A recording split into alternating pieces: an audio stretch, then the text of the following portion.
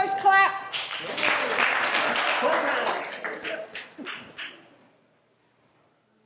All right, we got a few more people coming in. We're going to get started, albeit a little late. Could we please take our seats, please? Thank you so much for taking your seats. Well, I'm going to start calling people's names in a minute.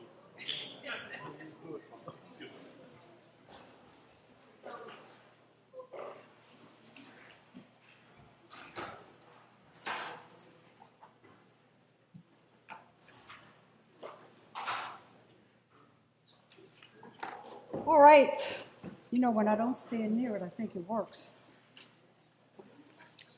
Good evening, everyone. I believe we're expecting more people, but I understand there's quite a bit of police activity outside, and so, but we don't want to hold up the program anymore because we've got these wonderful, esteemed panelists, and they've got a lot to say about what's going on in the world. But I'd like to take this moment to welcome you to this. As you may know, this is the 100th anniversary that we're going into of the National Bar Association. The National Bar will be 100 years old in 2025.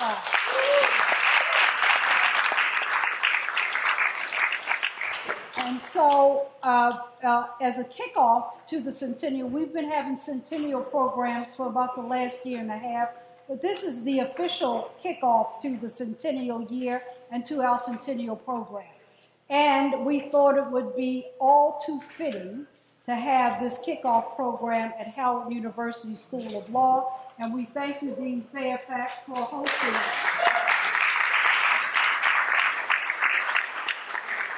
it. We thank all of you for coming out this evening. I know traffic was horrendous. And so we doubly appreciate your efforts in getting here. But without further ado, I'd like to welcome our esteemed President, Wally Adams. Thank you. Thank you, past President Brown, and thank you to the two co-chairs of this event, past President Paulette Brown and past President Kevin Judd. Thank you, and thank all of you for coming out tonight. And greetings, and thank you to our esteemed panelists. We're very happy to be here in this historic house. How fitting it is to be here at Howard University School of Law. As introduced, my name is Wiley Adams. I'm the 82nd president of the National Bar Association. And this, as everyone knows, is our centennial year and centennial celebration. With that said, as I look at Howard University School of Law, which sadly, I was not blessed to attend here, but I'm certainly blessed to be in the house tonight with all of you. I believe Howard was established 2 years after the end of the Civil War, 1867. And so I think that makes the school about 157 years or so. So we're a relative newbie by comparison, but we are celebrating our centennial. And I know we have Senator Joyner here, past President Joyner, to give the occasion, although I didn't see her in the house. And no, just pretend that I'm Senator Joyner because So past President Paulette Brown will give the occasion, but there are a few things out of protocol that I like to do, one of which is to always recognize our past presidents who are in the house, and so if you will please stand so that I won't miss you, and I'll just go across the room. Immediate past president, Dominique Calhoun. Let's give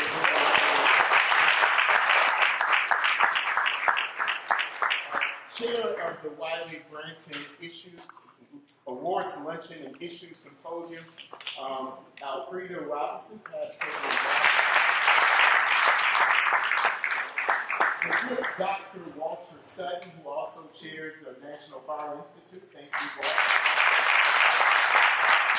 Co-chair of this program, Kevin Judd, Vice President Kevin Judd.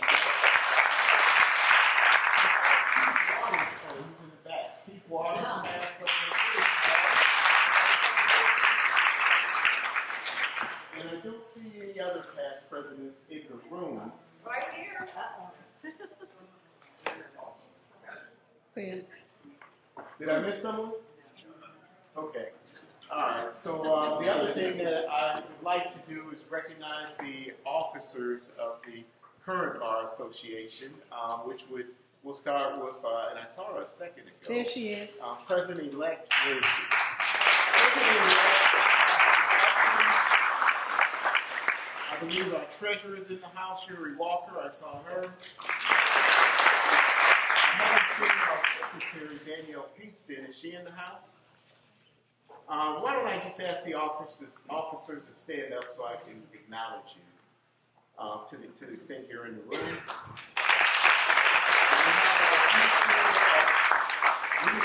Charlene Stanberry, and we have our VP of Finance, Mr. James Carter. Thank you.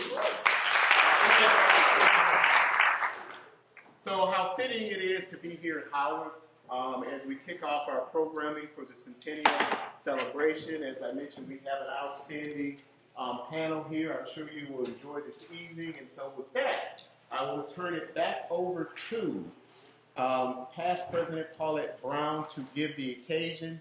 Thank you all for coming out. It will be a great year. I will tell you a couple other things to put on your radar screen would include the mid-year conference, which will be in Des Moines, Iowa. It will be from March 20th to 23rd. That will be a great event. And of course, the Centennial celebration will be in my hometown of Chicago, Illinois. And so we're looking forward to seeing you there toward the end of July.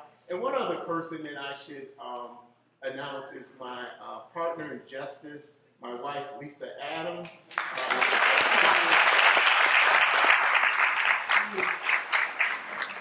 She is serving, she's a lawyer, by the way. She's serving as a special assistant to me this bar year, but always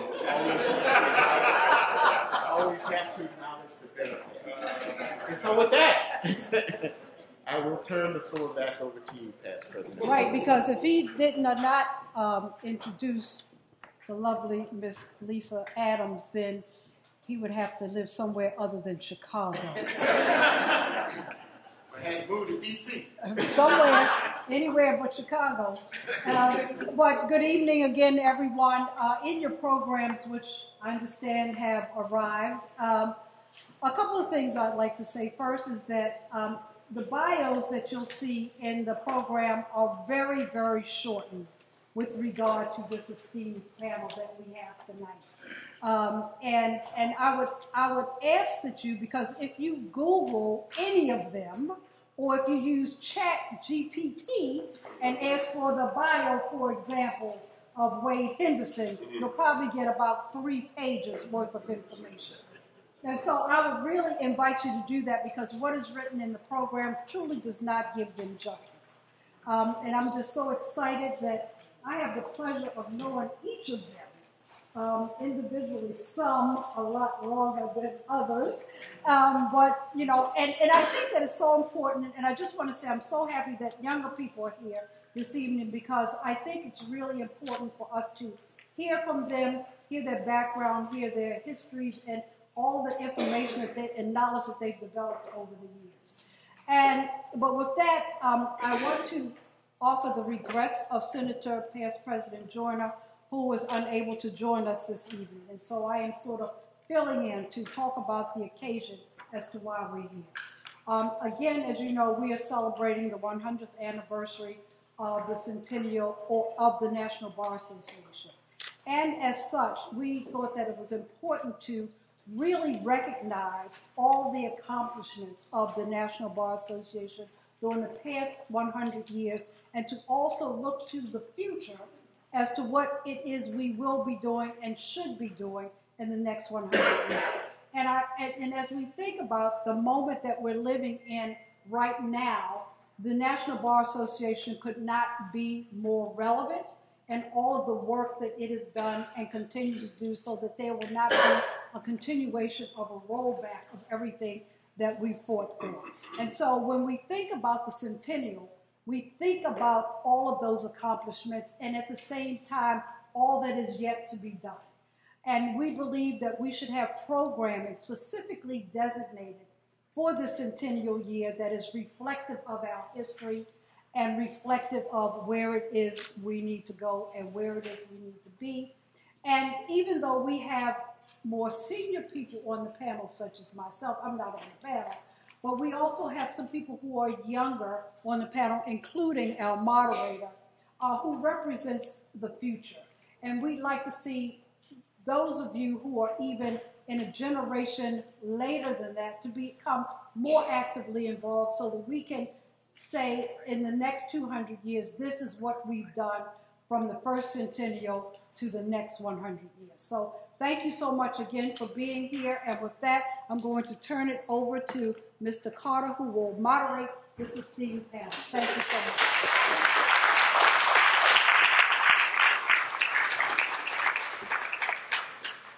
Well, thank you so very much. I am so excited to be here today.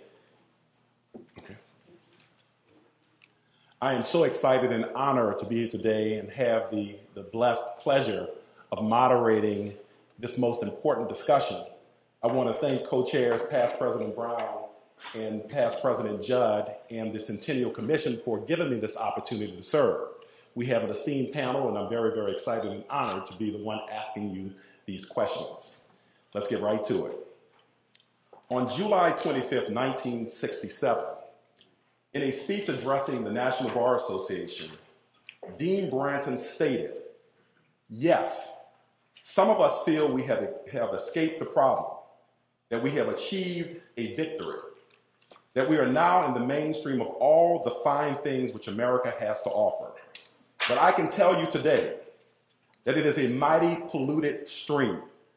And while we can take pride in many accomplishments and in great progress towards freedom, the plain, simple truth is that none of us are truly free until all of us are free."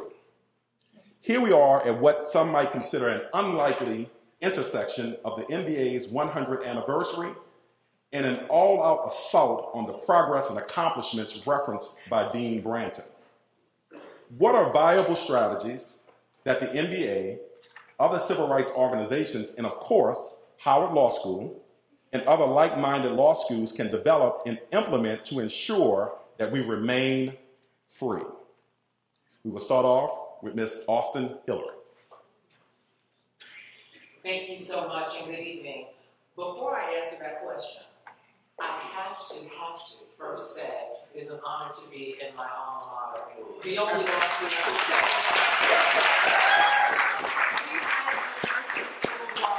where I am so elated that my friend, Dean Roger Fairfax, is now at the helm.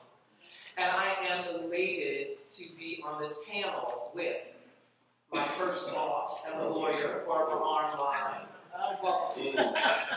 one of my mentors, Wade Henderson, one of my former professors, Judge Williams, and two of my partners in crime as we came up through the civil rights ranks as lawyers and litigators. So it is indeed an honor, and of course, to be here with the National Bar Association. And when former President Paulette Brown says, "Come," as I said, Ryan, it's being voluntold. You don't have a choice. But your question, the one thing we have to understand is this: we have to break down silos. That's the first thing that we have to remember. We have to break down silos. Barbara and I were just talking as we were getting ready to start this panel, and we talked about the fact that one of the reasons we are able to survive in this moment, because let me put it out there, we all know this, we are in a critical moment, not just in this country, but in this world. One of the reasons we are able to persevere and keep marching forward is because we are all together. My husband jokes and says I'm part of the civil rights mafia. And he's in the audience, but I don't really know. But I would say it's a mafia in a good way. As I just pointed out at the start of my comments, the linkages here. Yes. We have all poured into one another, and we are continuing to pour into the next generation. And we know that the reason we are all continuing to link up is because no matter where we go, no matter what work we do, no matter what the titles are that changes behind our names, we are continuing to work together in a collaborative way. That is what we have to keep our eyes and minds focused on. The second thing we have to do is this. We have to understand that the work that is done and I don't care what your area of expertise is. You may say, I'm an education specialist, or I'm a housing specialist, or I am a litigator when it comes to employment issues. All of these issues are inextricably linked, okay? And we have to understand that and know that. You cannot focus on voting rights without focusing on closing the Black economic wealth gap. Yes. You cannot focus on closing the Black economic wealth gap without looking at the housing numbers and how such a dismal percentage of African Americans are homeowners in this country. You cannot talk about the housing crisis without talking about, therefore, what does that mean for the schools? Because the schools are based on the tax bracket, which is based on the housing. You see what I'm saying? All of these dots are interconnected. We have to be mindful of that. And that has to be a part of our strategic visioning and our strategic planning at the NBA, at the NBA affiliates, and within all of our organizations. So we are talking about strategies that work up and down, across, and diagonally. That's where we have to begin this conversation, and that's where we have to remember has to be at the foundation of all the work that we engage in. Thank you, Dean Fairfax. So first of all, I just want to say how honored I am to be on this panel with these luminaries, and I am grateful for the invitation to be a part of it. I am thrilled to welcome you home to the Howard University School of Law. And my predecessor as dean of this institution, Wiley Branton, literally gave his life for his people and our progress and protection. And it is in that tradition that we are convened here this evening to discuss the strategies that are necessary to beat back this all-out assault on the progress that Dean Branton and so many others brought to the fore. And I want to just say something quickly. It's just a brief commercial for the Howard University School of Law, since we're all assembled here in the Honorable Damon J. Key courtroom. We are thriving as a law school. I see some of my faculty colleagues here. Our first year class is the second largest in the history of this institution.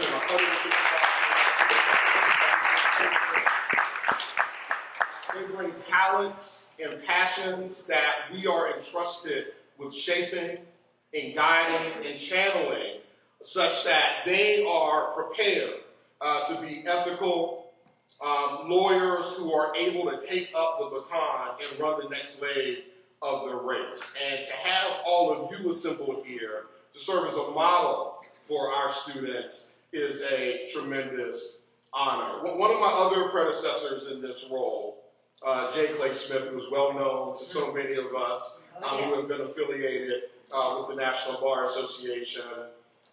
Dean J. Clay Smith once told me that he was getting visited by right-wing lawyers who were calling him up here at Howard and saying, can we come and sit with you, Dean? Can we learn about Charles Hamilton Houston and Jim Nabrid and Spotswood Robinson and all of the lawyers who put forward the blueprint which led to Brown versus Board of Education. And he said at first he was flattered. Well, they want to come talk to me, they want to hear about my expertise and civil rights legal history. But then he realized that the reason that they were asking for that insight is that they were plotting a multi-decade strategy which culminated in their Brown versus Board of Education a little more than a year ago, Students for Fair Admissions versus Harvard College and the University of North Carolina, Chapel Hill. And so, what do we do? Do you remember when adverse rulings came down? You remember how Charles Hamilton Houston and Pauli Murray and Thurgood Marshall cowered and ran the other way and abandoned civil rights and racial justice and said we need to change our program so we don't get sued? You remember how they did that? Yes. I don't remember that either. Because it didn't happen, right? And so what this is going to take, in addition to the brilliance we're shaping and what we're pouring into this next generation of justice seekers, is we have to model for them moral courage. Moral courage. And I know that many in this room and many beyond these walls feel like we have a lot more to lose than those luminaries of the past, right? We have jobs in fancy law firms and corporations, and we're members of this club, and we get to travel to these places. But it is now more than ever that moral courage is required. This is what we are teaching at the Howard University School of Law, and this is what we would like to model for the rest of legal education and the legal profession. So I'm glad we're here tonight, and let's get started with the conversation.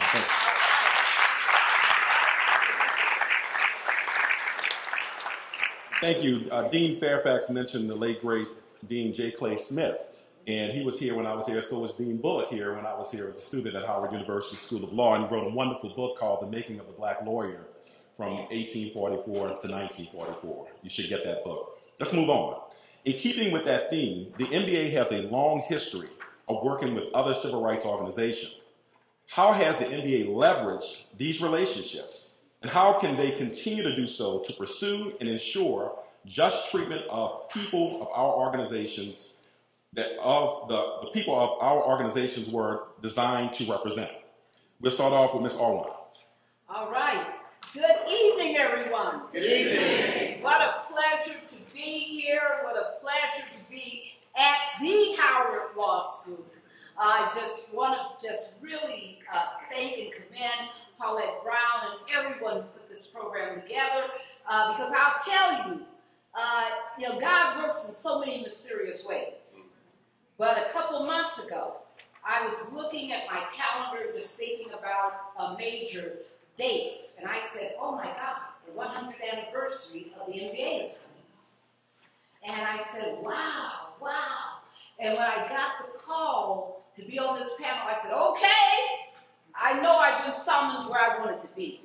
Because there's nothing more important than the work that Black lawyers have done to pave the way for our liberation and our fight for not only equal justice, but true justice, and the creation of a multiracial democracy that's truly just and inclusive. What I love about our long history of working with other civil rights organizations, let's go to the beginning, the NAACP. Look at all those cases across the country that we as Black lawyers helped to undergird.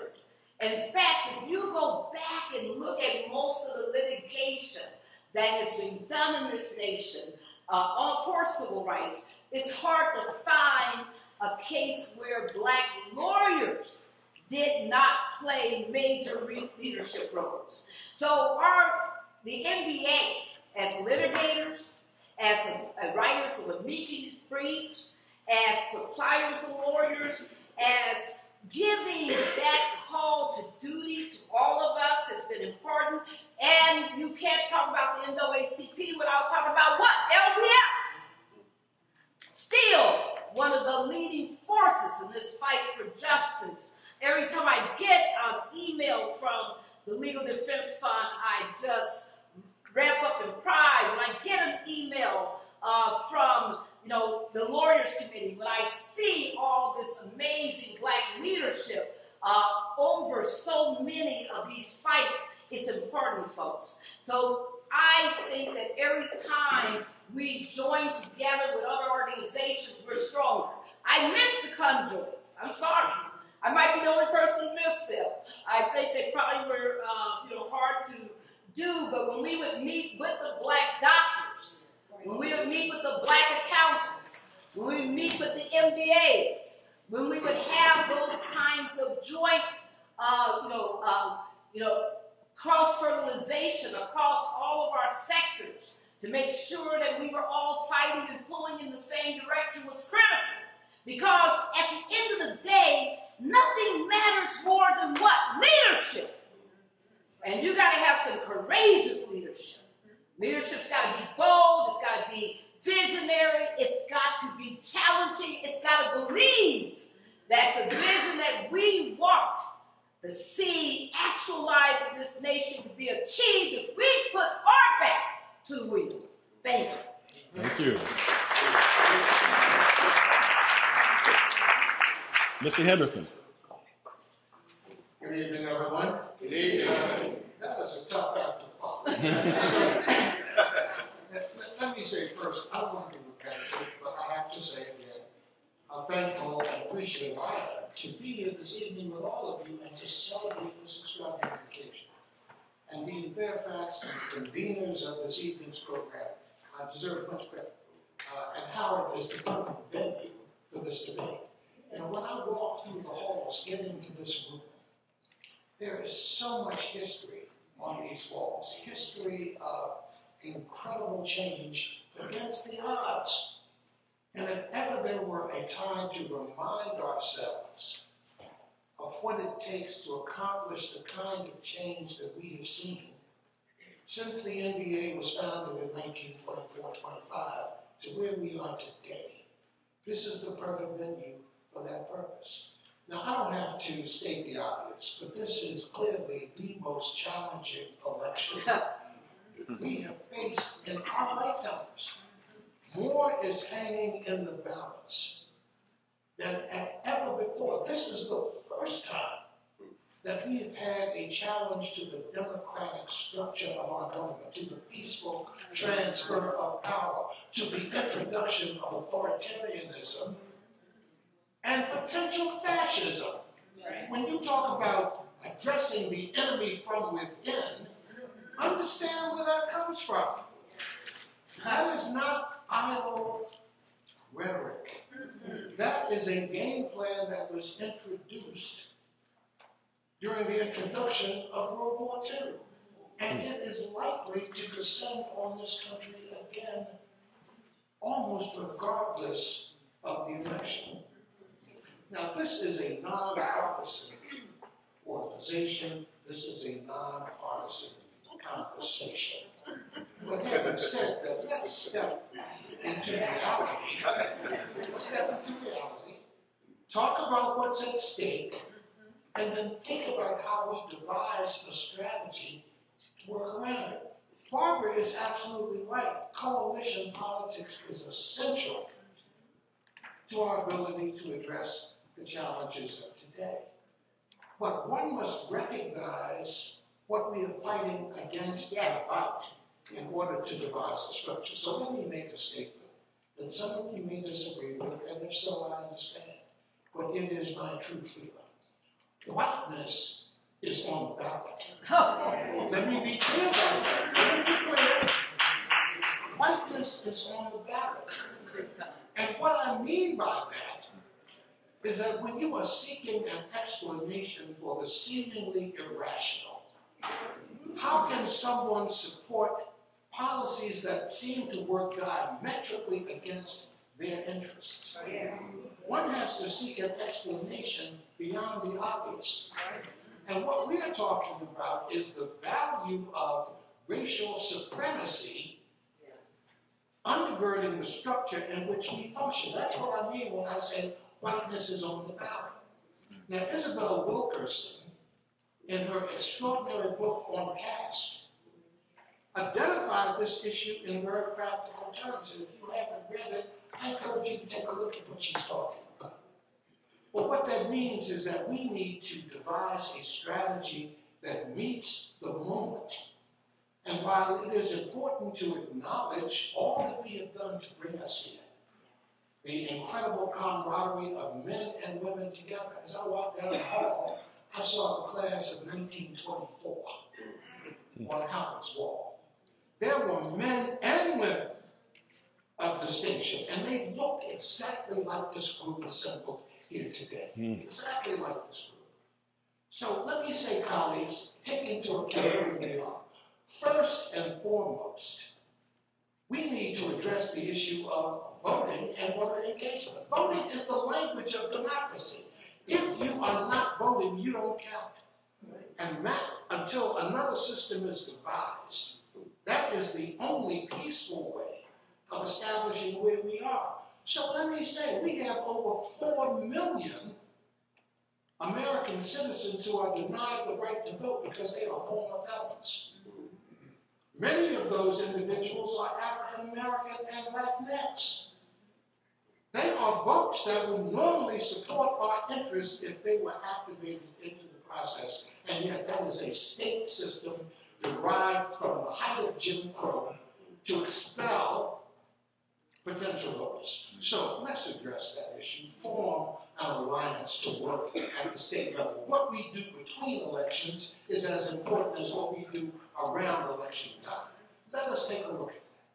And then more to, I've spoken beyond my 2 minutes, so I'm going to end it here with the hope that I'll be able to come back, because there are some specifics which I'd like to put on the table to address the time in which we find ourselves today. Thank you. Thank you.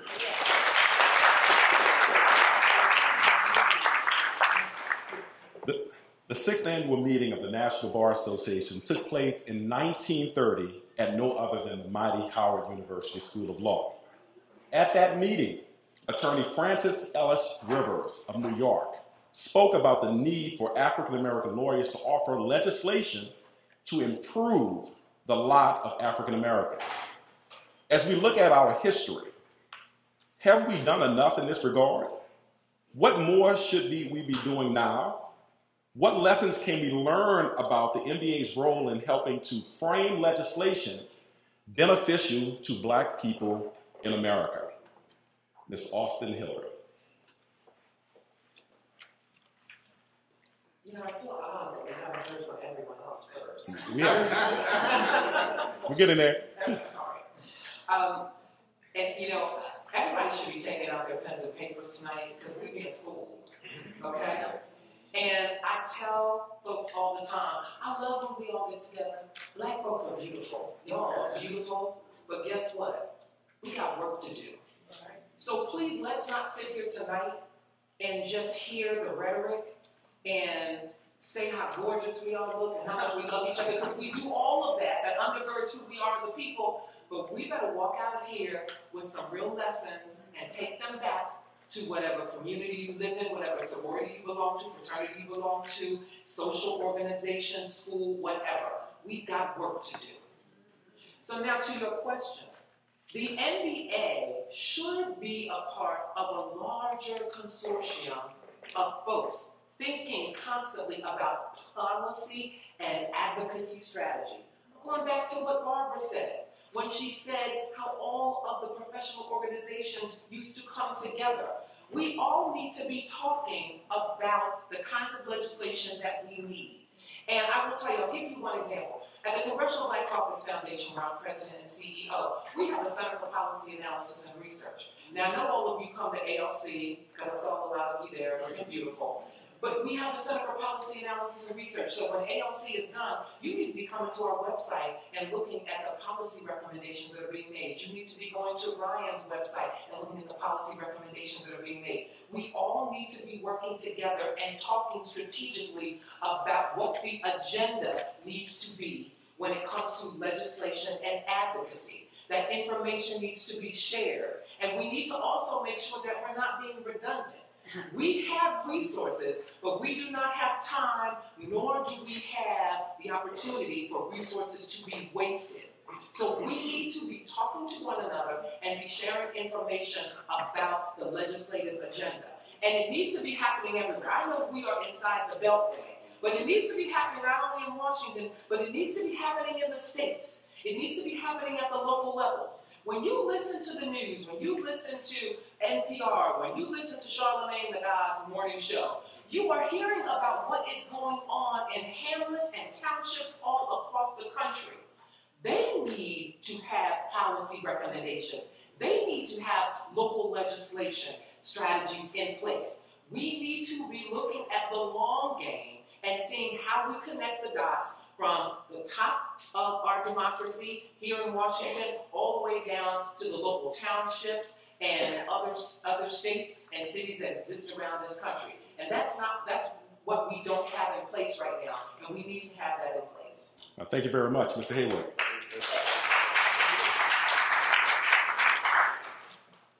Just want to underscore, as other panelists have shared, what an honor it is to be on this panel with folks that I've adored and admired for many years. I'm looking at Wade Henderson. I saw Wade when I was a law student, he was speaking at this conference at LDF hosted this place called Airly.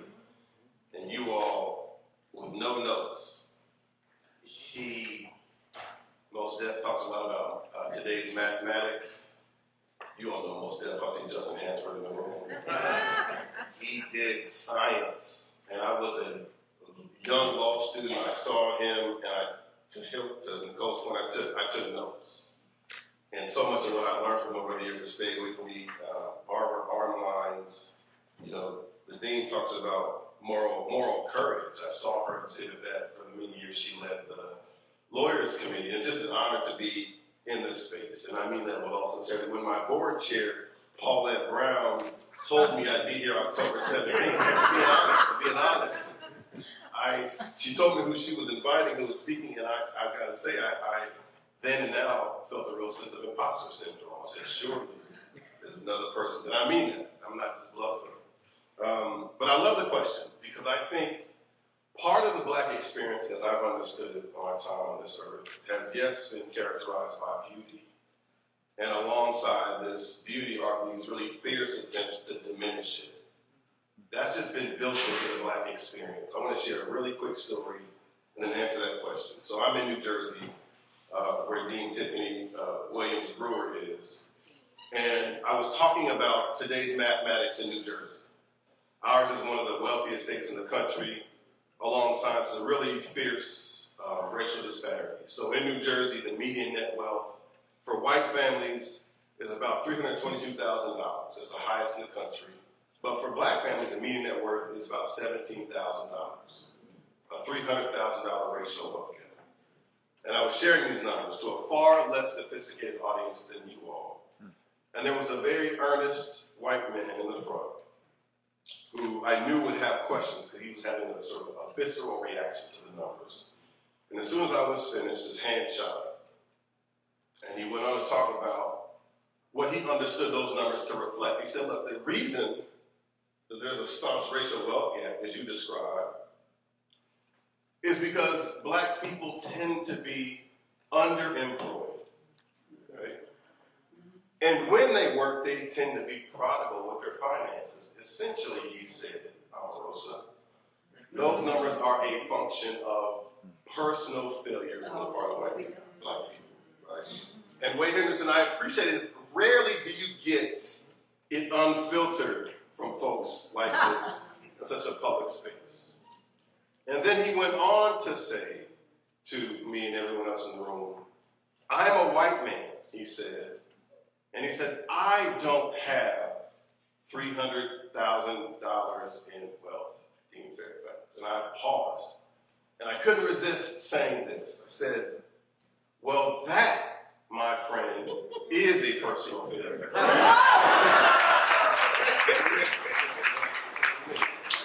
And then I went on to ask him, well, no, here's the thing, right? What do you think the numbers actually reflect? And he was confused. And I said, this is a quick story, but it's important to answer that question. I said, listen, New Jersey as a colony incentivized slavery. It gave each English settling family 150 acres of land off the top to incentivize them coming there and settling there. Gave them land, each 150 acres per family. And it gave those same families an additional 150 acres of land for each enslaved Black person they brought with them to work that land.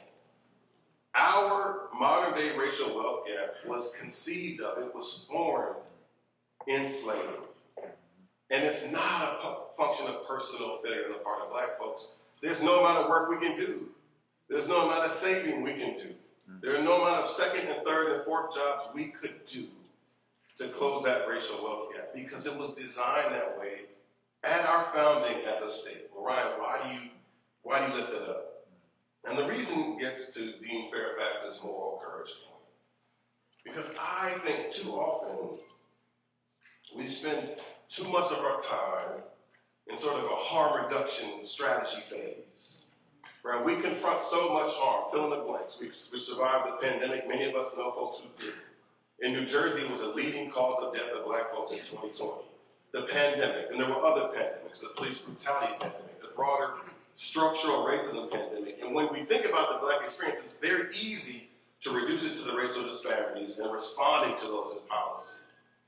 But what I want to summon on this important occasion is how might we think about the Black experience just in Hansford beyond a harm reduction strategy? Meaning, what might it look like, Black lawyers and Black lawsuits in the room, for Black people to win?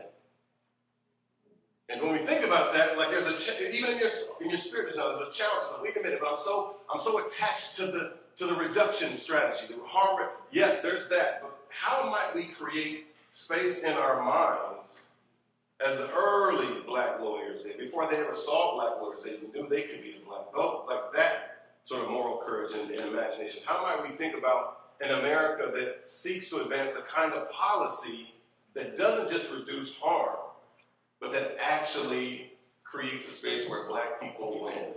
And last thing I'll say before I close, come to a close. I don't think you can do that in the absence of reparations.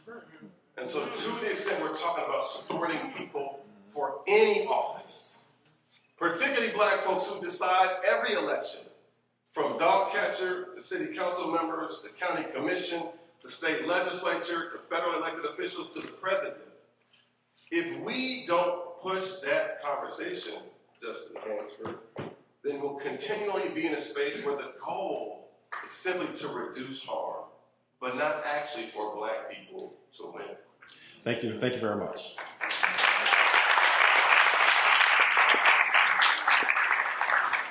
We have several questions left, and we have to move and stick to the 2 minutes. One good example of collaborative efforts has been through the federal judicial appointments process. The NBA can boast, to the extent that boasting is warranted. Relatively speaking, the numbers are small. That it has amongst its members several federal judges who are not only members, but active members. Why has it been important for the National Bar Association to play a role in the appointments process to the federal bench? Judge Williams. Yes, so thank you, and it's a pleasure to be here to talk about this particular issue. As we all know, we're in a culture now of retrenchment. Education is being cut back, voting rights are being interrupted, and there's all types of people fighting on the education and the bias training. People are fighting that. So I know today there's a lot of opportunities for Black lawyers, managing partners, they're in corporations, they're on state and local and also federal benches, but it wasn't always like that. Now, to the question. As many of you now are aware, the ABA historically has been accorded through its Standing Committee on the Federal Judiciary an exclusive vetting and screening role with respect to the professional qualifications of those nominated for an Article III position on the federal court, which in effect gives them almost a veto rights in terms of the evaluation and rating of judicial candidates. Depending on the president, candidates receiving a not qualified rating would not get the nomination, or if nominated, could see their nominations withdrawn or they wouldn't be confirmed. No other association of attorneys possess such a role as the ABA has. The National Bar Association, which was created partially because of the exclusion of Black attorney membership in the ABA, fought for years to get a voice alongside the ABA. Some here remember my ordeal with the ABA and its substantial majority rating of being not qualified to sit on the federal bench. I was President Clinton's first Black nominee to the federal bench. Fortunately, it was the NBA, the Lawyers Committee for Civil Rights Under Law, and the Leadership Conference on Civil and Human Rights, the NAACP, and its Legal Defense Fund, my local affiliates of the J. Franklin Bourne Bar Association, and many other attorney organizations which challenged the ABA and rescued my nomination.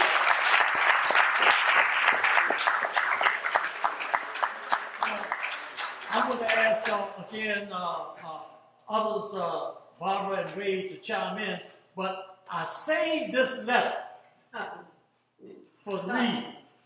It's a couple sentences. Fortunately, the leader of the NDA at that time was a powerful black woman from New Jersey. She was a champion and advocate for minorities, and particularly women. This is what she wrote to the president, to William Willis, who was the ADA's chair of the Standing Committee on Federal Judiciary. And this is what she wrote. I always save this letter. There were 3 individuals nominated for federal judgeships from the state of Maryland. One of those individuals is the current state's attorney for Prince George's County, Alexander Williams. While 3 individuals were nominated at the same time, your committee only passed along to the Senate 2 of the names for confirmation, withholding the name of Alexander Williams. It is my understanding that on Friday, October 8, 93, an evaluation had yet to be completed for him. The members of the National Bar Association are quite concerned with the delay which has taken place in the confirmation of Mr. Williams. Mr. Williams is eminently qualified to be a federal judge, and we are at a loss in understanding why his evaluation has not been completed and his name has not been forwarded to the Senate. This is the NBA that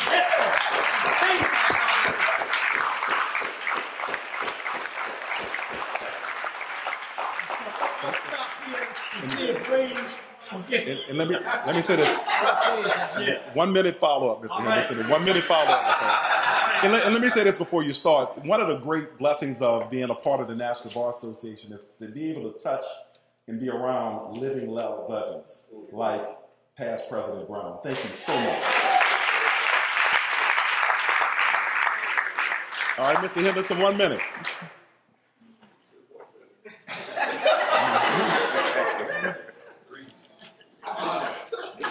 Judge Williams.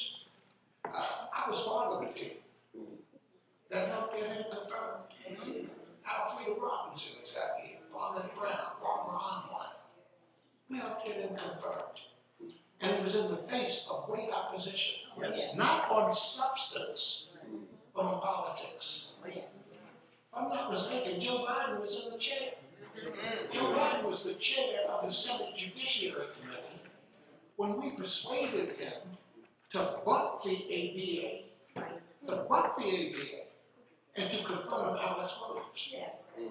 It was a test, yes, of substance. Obviously, substance plays a part. Let's not ignore that. But Alex had all the substance in the world. The issue was politics. Let's be real. Justice Thomas is sitting on the court today because of politics. I was there, and let me just say, as I praise Joe Biden in support of Alex Williams, I condemn Joe Biden for his facilitation of Justice Thomas's confirmation in the face of great opposition. Now, let me say, I noted, I'm being more candid than I am normally at these panels. Part of it is that I'm retired.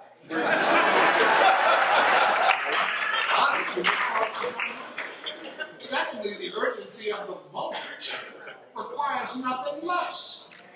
So let me say, colleagues, judges are important. The NBA has a special responsibility to monitor the nominations to the federal courts and to establish a strong policy. Alfreda led that policy for many years and did an outstanding job.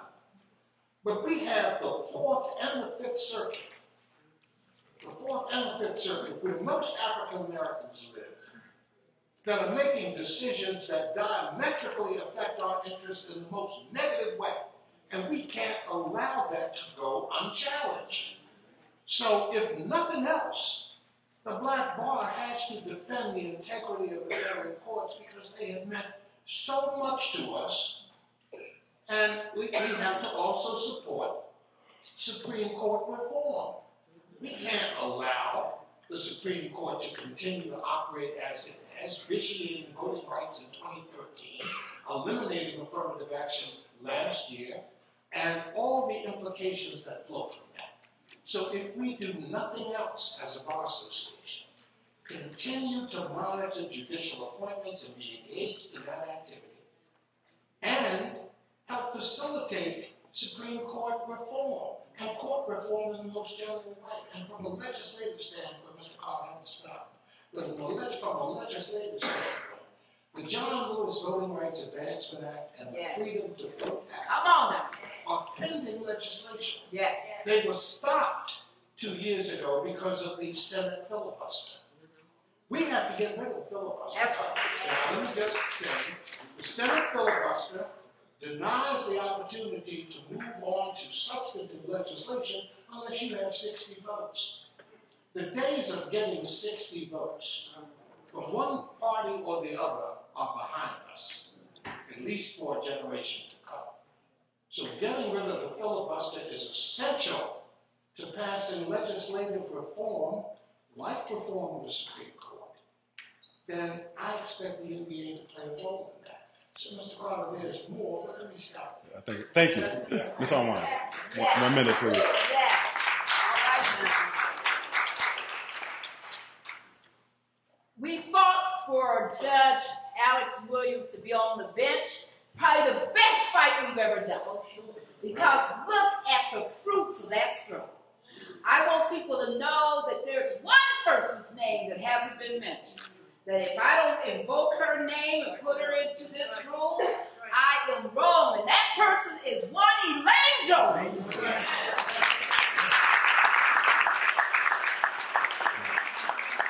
Elaine Jones was unrelenting in this fight. There was no office we wouldn't visit, including we got Senator Hatch on our side. We were in a battle, and it was this way. White House counsel blaming the Justice Department. Justice Department blaming White House counsel. We weren't going to let them play that game on us. We went after both and said, you got to get on record behind this man. He is excellent. You tell us what's wrong with this record. We did not play for 1 second. And I just want to say in my 1 minute, it's the proudest battle I've ever been part of.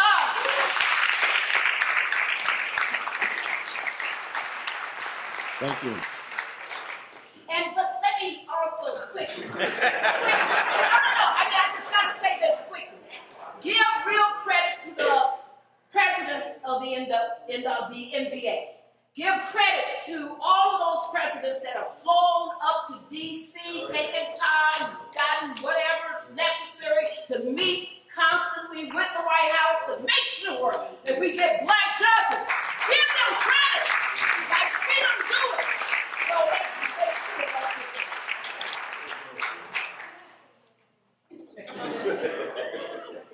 I just want to say the coalition of organizations. Yes. Is so important. This was a classic example Yes. of organizations working together, although Wade and Elaine and Barbara had to hold me in my seat when we were talking to White House counsel. But this is it's what we have to continue to do. I took 30 seconds. You can have 30 seconds. You got more than that. Let's look to our future for a few minutes. We believe that the NBA does a very good job in grooming young lawyers for leadership. Going forward, what are some of the ways you believe the NBA can further strengthen the unfettered potential of young lawyers to appropriately address the not-so-new civil rights challenges facing our community? How do we groom the next generation of civil rights lawyers? Dean Fairfax. Yeah, well, I will attest to the NBA's ability, special talent in bringing along junior lawyers. I, very early in my career, had the privilege of serving on the Board of Governors and chairing the Criminal Justice section of the National Bar Association, and it opened my eyes to a world of possibility, not only for my own career, but the ways in which, as we have described during the course of this panel, this coalition building, this working together for the cause of racial justice would be central to my life as a lawyer. I'll say quickly, because I know we're short on time, from the legal education standpoint, I think there are two areas that are critical. One is around experiential learning and giving our students the ability to learn by doing. As we talk about these figures from the not too distant past who have gotten us to the place we're at right now, if you notice, many of them were trained at the elbows of others who led them and showed them the way. And although we have to scale it appropriately, we have to get back to making sure that our students have the opportunity to learn from those who understand what it takes to lead this struggle. And then the other piece I'll mention briefly is lawyers as leaders. I think a lot of times we sometimes separate leadership and lawyering and see them as siloed, going back to what my dear friend Nicole mentioned earlier. But we have to foster our lawyers as leaders. And that starts in law school. That starts with the curriculum. We just launched this week here at the Howard University School of Law a new Dean's Professionalism Certificate. And one of the competencies that our students will be recognized for is their investment in themselves as leaders. Not just lawyers, but as leaders. And I think that partnerships with the National Bar Association and like entities will be essential to our moving the needle in that important area. So, thank you very much. And I'm going to call this the lightning round from here on out. As we have many more questions. Thank you. As we explore our past and look forward to the future, we know that since the NBA's founding in 1925, the NBA has provided conferences, symposiums, and continual legal education trainings on various legal and social issues germane to the African American community. These activities have taken place all over the United States and in foreign countries around the world. How can the NBA improve upon these opportunities, exposures, and experiences? Are they necessary in order for the NBA to remain relevant for the next 100 years? Ms. Austin Hillary. I'm going to address about 5 points because I know I won't get the mic again. And I know you understand the point. Yes, you will. Number one, the NBA, I want to start with this. The NBA's role is to be the anchor and the moral compass for this country when it comes to our legal, our advocacy, our political, our legislative, and our justice agenda. And that is what the NBA has been, and that is what it is called to do in the future. So that means, yes, the NBA should be doing conferences and symposiums, but you should be doing them with, again, other organizations. We have to connect. I cannot have the annual legislative conference and not ensure there is space for the NBA and not ensure there is space for the NAACP and all the other organizations. Yes. We have to make sure that we are a breeding ground for each other's work and for the voices that are represented by our organizations. That's number 2. Number 3 is this.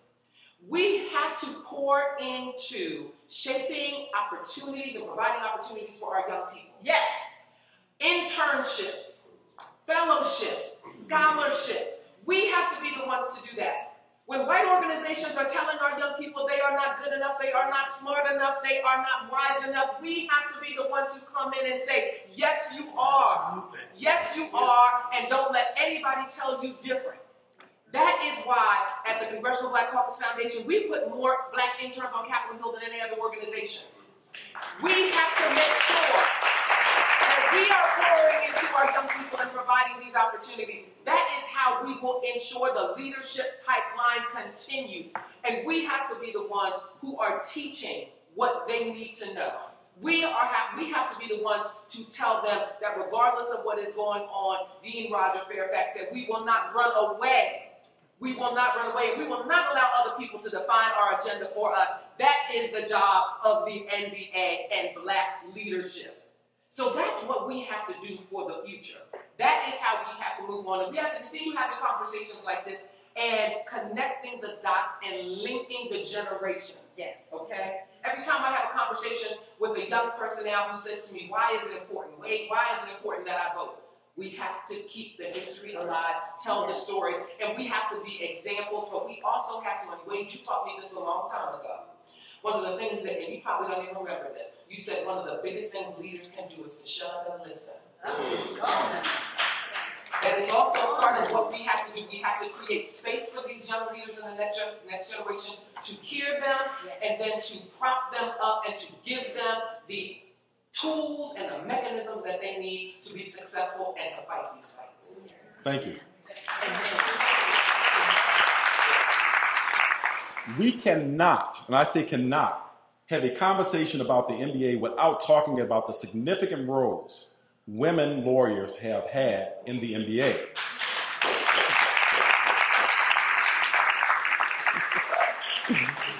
Including one of our great founders, Gertrude Rush.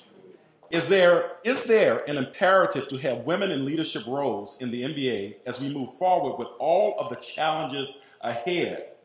What does your experience tell us, Judge Williams? Yes, I'm glad you asked this question. Yes, Gertrude Rush was a civil rights attorney, first black woman lawyer in Iowa. And in this organization of the NBA, my count is that we've had 14 black women presidents of the NBA up to this point. 14. And of course, the women have also served in powerful leadership positions in our regions, in the sections, and also in the divisions. And it's important that women have leadership roles because we know what the deal is in this society. We know how important it is to have elected public leadership, particularly in the criminal area, where you talk about the disparities as to who's investigated, who's incarcerated, who's arrested, who's charged, who's prosecuted, who's convicted, who's sentenced, who's placed on probation, parole, and other disparities. Well, one of the major challenges that we have to women in leadership in the legal profession is that it seems to be an excessive monitoring and criticism, and they're in the spotlight on women of color, particularly those in leadership positions in criminal justice. We can't help but notice how black elected women state's attorneys have been disproportionately singled out for sanctions and criticism. Jackie Lacey, elected DA in LA. Kim Fox, Cook County DA. Kim Gardner, the city of St. Louis. Rachel Rollins, the former U.S. Attorney for the District of Massachusetts. Arminis Ayala, the elected state's attorney for Orange County. And then Marilyn Mosby, the elected state's attorney for Baltimore City.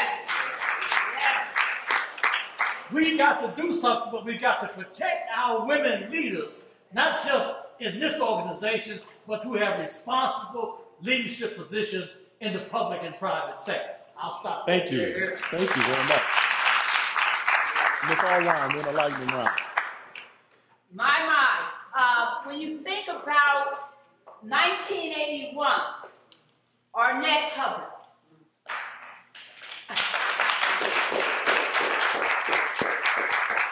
Every time I see Arnett, I become nothing but a fangirl. I just love to just hold and just hug, and she is amazing. I saw her on the front line, you guys, October 3rd of this year, helping to get voters out to vote, which is what my organization, the Transformative Justice Coalition, really specializes in. And we were in Chicago getting out the people to vote on the first day of early voting, and she was there speaking at the press conference. The one thing about black women, we never give up. We never sit back. We understand where we gotta be all the time. And if we're gonna take on this monster of white structural racism to really dismantle it, and to put in the structures that give us the real equality that we're deserving of, then we need the voice and the strength of black women. Come on, I love every time I see Kamala Harris. And I love it because what does she do? She puts the fact that she's a lawyer up front. Yes. And that's something new. Because think about it, Hillary Clinton didn't do that when she ran for president. People have never seen, even Obama didn't push that. She has said, who am I? I am the prosecutor for justice. And she says, I'm for the people. Now, I'm not here arguing about who you should elect, but I'm talking about the fact that there is no Kamala Harris if you don't have an Arnett puppet. That's right. That's right. That's right. There's no, fight for, keeping this organization strong like we did when they were pouring all that money trying to get us to endorse Clarence Thomas. Aljanita Davis held that money. Let's, talk about all of the battles that we have had, that so many black women lawyers have played such a critical role in. I give nothing but love, respect, and honor to all of our past black women presidents of the NBA.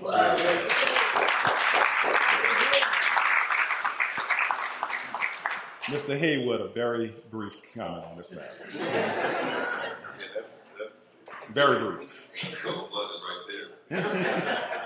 I would just say amen to all of that. I had the incredible honor of being hired by Lane Jones when I started at LDF. My first boss was Janae Nelson, who now leads LDF. I worked closely with Sherilyn Eiffel, incredible leader. I saw Barbara Arnwine regularly. And my board chair now is Paulette Brown. So if there's a theme, and there is a theme, it is that we should believe in, champion, and support black women leadership. And I'm all here for it, Paulette Brown.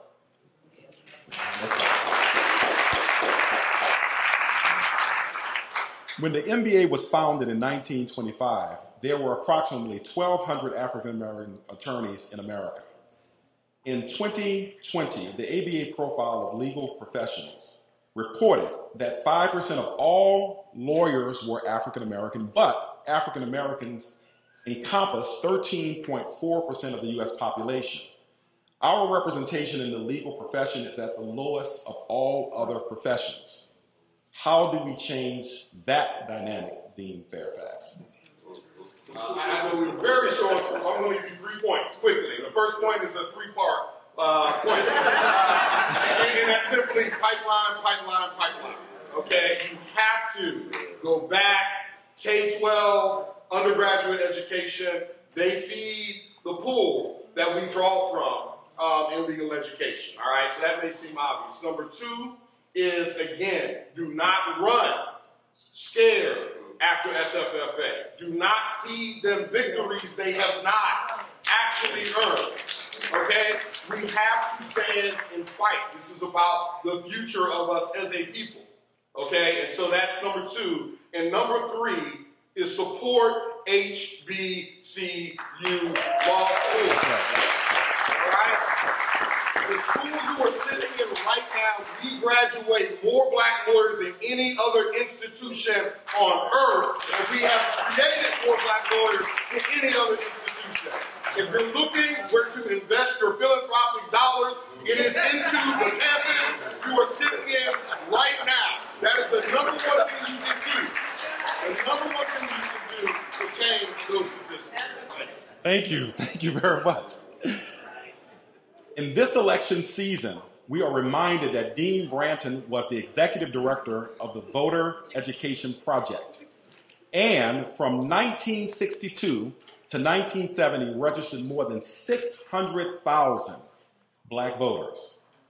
As we know, various laws have been enacted that make it more difficult to vote, voter suppression. And in Georgia, the Georgia State Election Board changed the rules so that each vote must be counted by hand. Dean Branton's legacy embodies voters' rights and election protection. The NBA for years has participated in election protection. What more do we need to do at this critical time when it's not a cliche to say so much is at stake? How do we mobilize more lawyers to ensure that our right to vote is protected? Ms. Alwine. We have to do what President Wiley Adams is doing right now. He is mobilizing this Bar Association to be involved in this battle for election protection. When we created election protection in 2000, a lot of people were like, why? It's always important to remember conventional wisdom is neither wise nor is it conventional. It is always behind the times, it's retrograde. The most important thing is for you to have vision about what needs to happen. And when we created election protection, we knew that we were about to be in a multi-decade war over our democracy. And it is no accident that that's where we find ourselves. This year, 2024, has been the most litigious year around voting rights in the history of the United States. The most litigious. Right now, as we sit here, there are 119 cases that are pro-voting rights cases that are pending in the courts. There are 136 anti-voting rights cases. There are over 49 cases that are possibly to be decided before November 5th. Folks, keeping up with all of this is absolutely important. It's not keeping up with it. We got to be in the leadership of it. If black lawyers are on the front line, who can be on that front line? I look at around this nation, and I am so grateful when I see black lawyers standing up. We got to be there pre-election day. There's 3 cycles you got to be on every election cycle, and that's pre-election day work, the election day and early voting work that's happening right now. 6 million people already voted.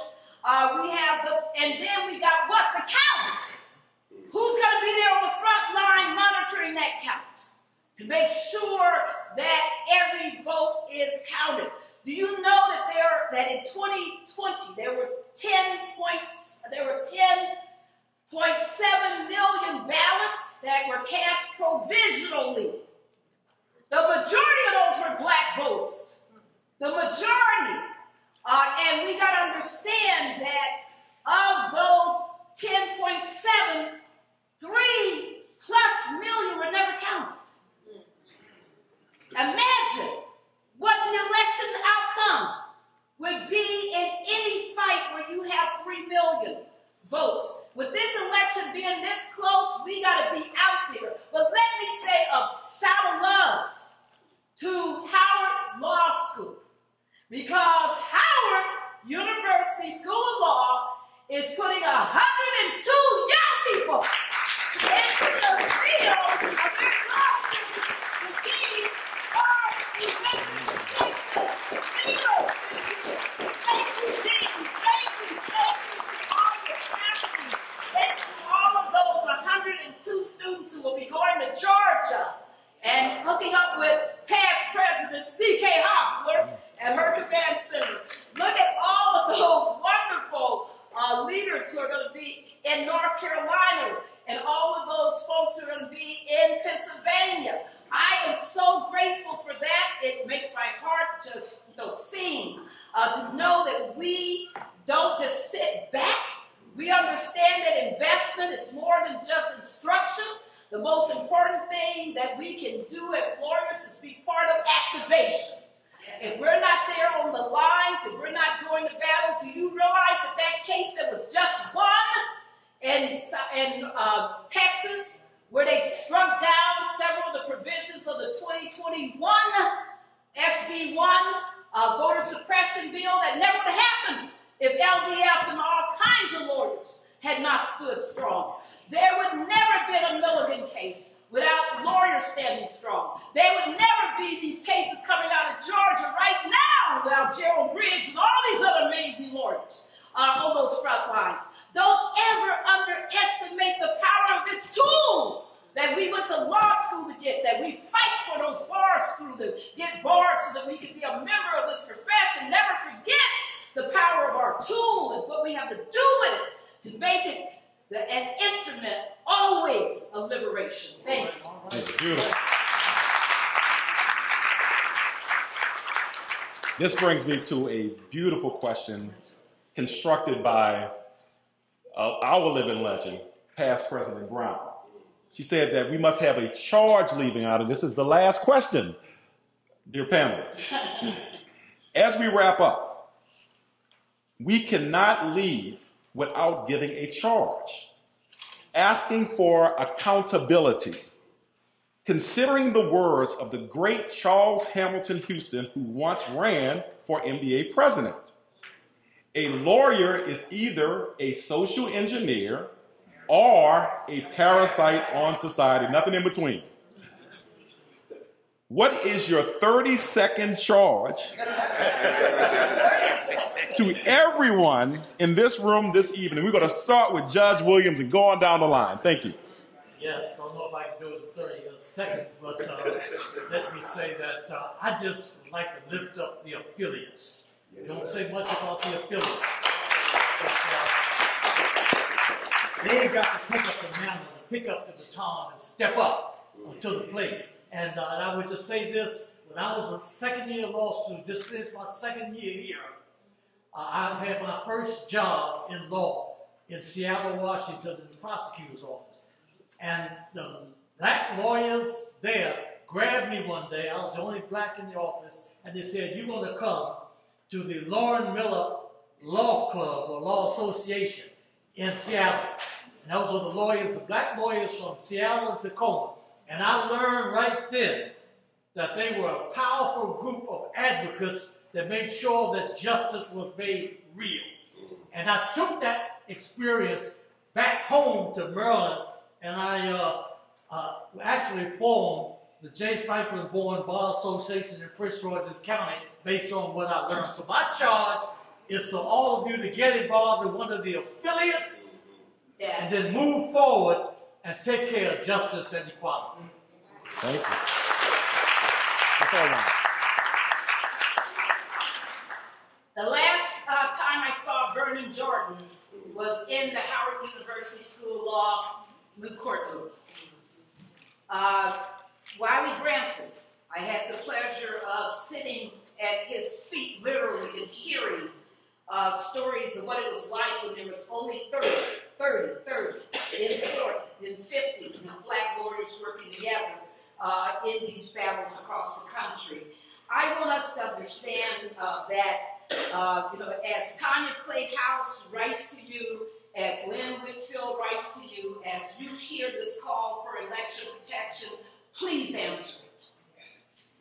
The biggest question in life for any lawyer, for any person who wants to have purpose that is beyond their own immediate personal needs, the biggest question is, where are you going to be present? When there's a need for us to bring our skills, our unique training, where will we be on election, during this election cycle? Will we be sitting in front of a TV?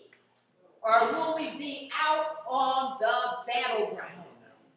I want every lawyer here to question, how do you get on that battleground and fight with your utmost? Because if Wiley was here, he would be doing it. If Jess Brown was still alive, he would be doing it. All of these amazing lawyers that have walked in front of us, never forget, folks, who we are. Never forget whose we are. And also our special role in society. See you, election protection. Thank you. Mr. Henderson. Carter, you began this panel with a prophetic quote from Martha Bratton, who talked about the challenges that in 1967 we faced as a community. Today, those challenges have been amplified in a dramatic way that poses a genuine threat to the progress we have made as a community since the end of the Civil War and the adoption of the 3 Civil War-related amendments. Those challenges are real. Somehow, we have got to close the gap between the challenge of the moment and how our broader community views it. Because while there is not complacency by any means, there is an urgency and concern in the community. It's deeply rooted, deeply rooted. But it is looking for an outlet that the NBA, I hope, can help contribute to. So, I headed the leadership conference on civil and human rights. It's an advocacy organization. One of our founders was A. Philip Randolph. And he had a popular saying, look, there are no free seats at the table of life. You get what you can take. You keep what you can hold. You can't take anything, and you certainly can't hold anything unless you're organized. We've got to be organized to lead in helping to create the structures that allow our community to channel that anger and anxiety into constructive activity. So I have said before that for an organization of lawyers, one of our top priorities has to be the composition of the federal and state courts. You've got to play a role in that. The NBA does that now, but it needs resources invested in that effort and relationships with others to make that real. So I hope that will be a priority. And then lastly, our friend Ryan Hager mentioned a very important reality, and that is, colleagues, we've got to reframe the debate. This debate, as it is currently framed, does not work to our advantage. We must look through the lens of ending the racial wealth gap, which is the current challenge of the civil rights movement, writ broadly, restoring the right to vote and protecting that, and we have got to strategically think through how to establish a presidential or legislative commission to study reparations. We've got to do that. And if I had to make one recommendation for our dear Vice President who is running, it would be to persuade President Biden to announce that commission after the election, but before the inauguration, so that he does not leave that challenge to her. She should not have to bear the political costs of establishing a commission to study reparations. He is the outgoing president, and that needs to be a point that we press with him discreetly, under the radar, make it happen. Yes. So, thank you. Mr. Henderson, you mentioned A. Philip Randolph. My grandfather, when he passed in 2012 at 102, was the oldest living Pullman porter at that time. Oh, wow. Mm-hmm. Yes, he was. Ms. Austin Hiller. Before I give my 3 points, and I only have 3, I want us to acknowledge you gave this question to Barbara Arnline, and she just loosely went over and said, well, we started election protection in 2000. Can we please honor Barbara Arnline?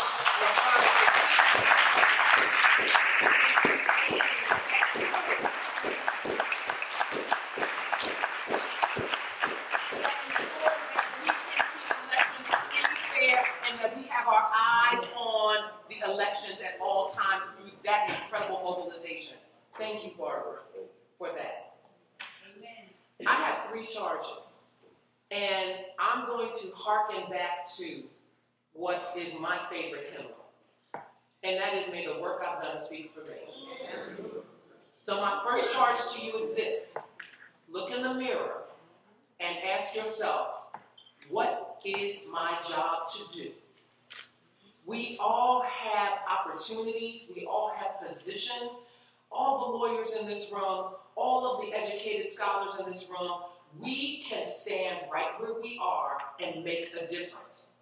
Go home, take your notes from tonight and ask yourself, what is that thing that I can do right where I am, in the community where I live, or right where I stand? That's number one. Number two, determine how you can reach back, reach sideways, and reach up to help a young person move forward with their opportunities and with reaching their greatest potential. That is number two. And number three is to be fearless.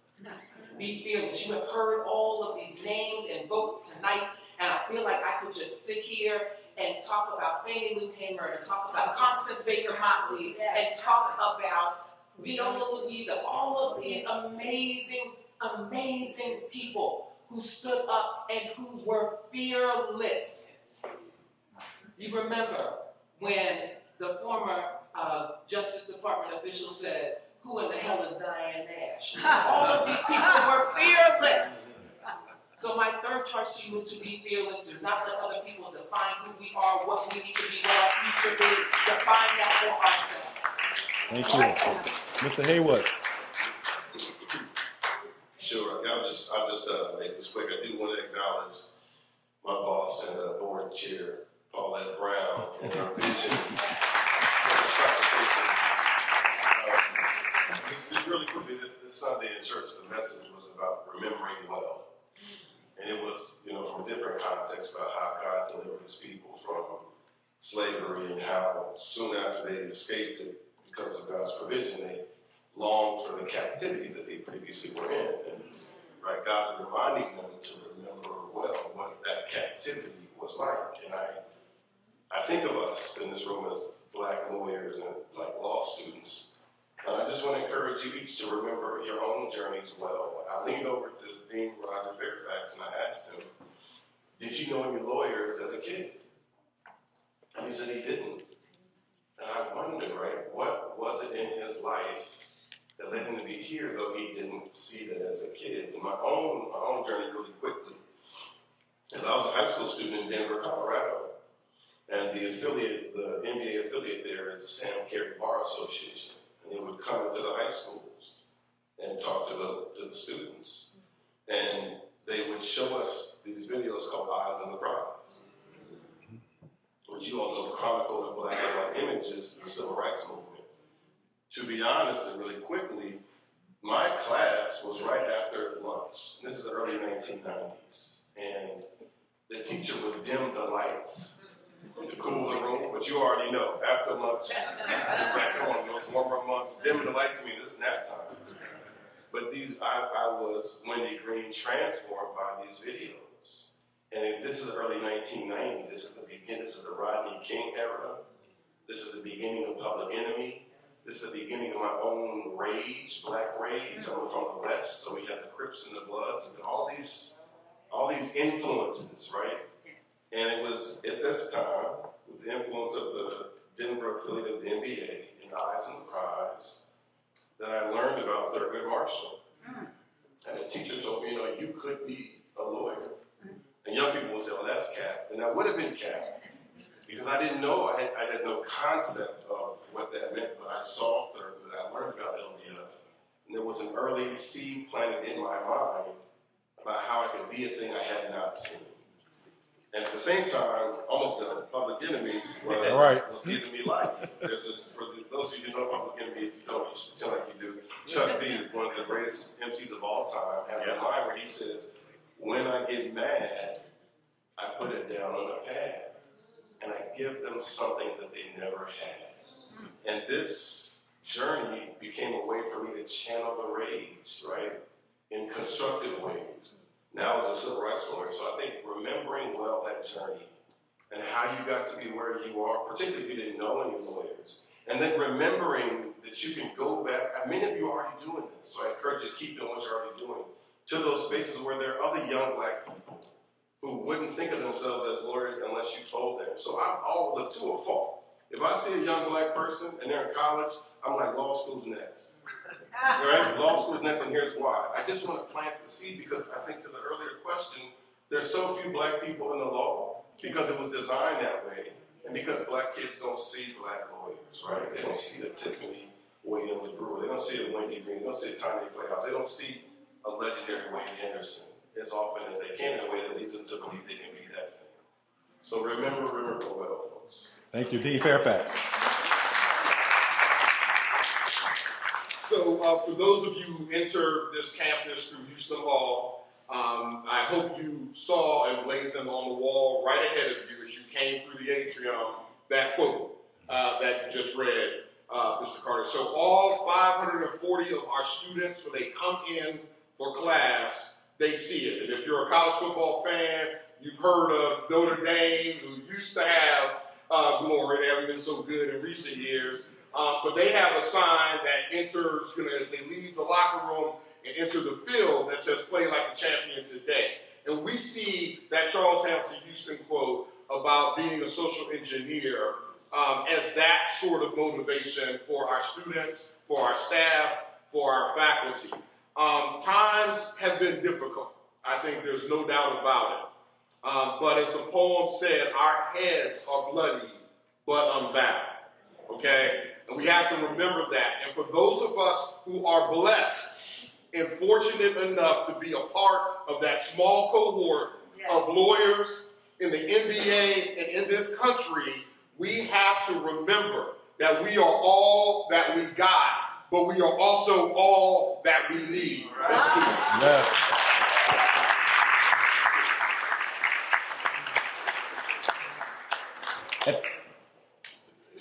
At this point, you want to take a question?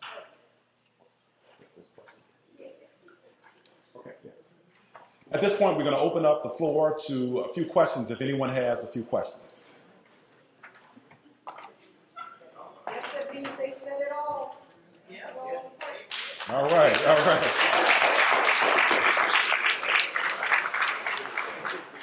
Well, thank you. Thank you. I saw some young people about to stand up. Is that okay? Oh. Okay. Oh, okay. And I just have to say, Mr. Carter, we have 3 of our Congressional Black Caucus Foundation interns here tonight. We talk about pouring into the young people. You all are an example for them, but please give them some love.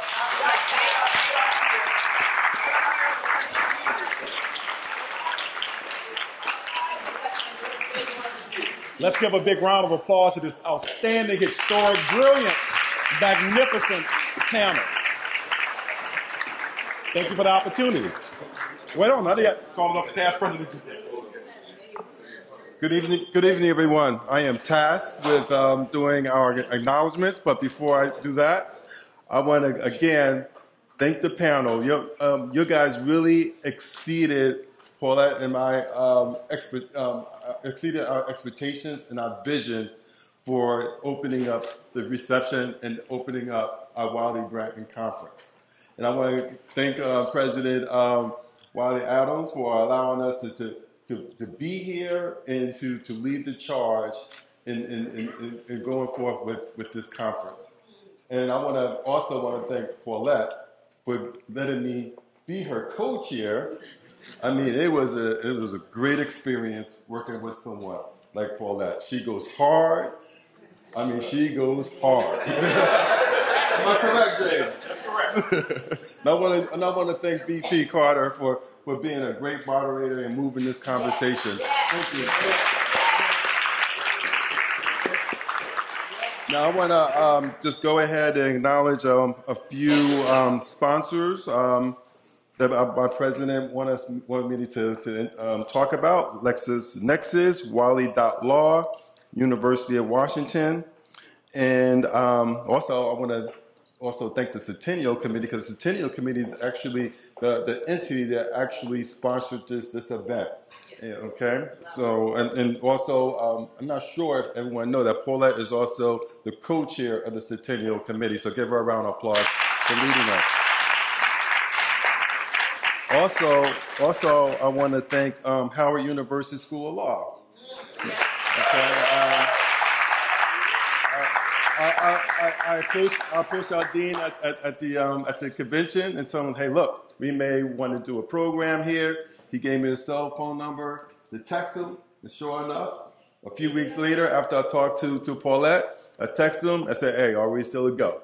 He says, yes, and everybody from Howard came and started emailing me and say, okay, this is what we got to do. So thank you, Dean, again. And also, I'm sorry, but I haven't seen my old professor in a long time, Professor Williams, who taught me crim law. Yeah, and I got. Oh yeah, I'm in Lima Law School. Well, he was a professor here, and I also with Barbara Armour. I'll never forget a couple of decades when you started this election protection thing, and you had me go and galvanize all the lawyers to do election protection. That was the first time I ever heard of it. And I think that was like really new when we really started doing it, and I really enjoy that experience. And I mean, everybody on this panel basically helped enrich my life in the law, and I'm just thankful for all of you, and I'm sure this audience is thankful for everything you have discussed and gave us tonight. And yes, I hope someone was out there taking some notes.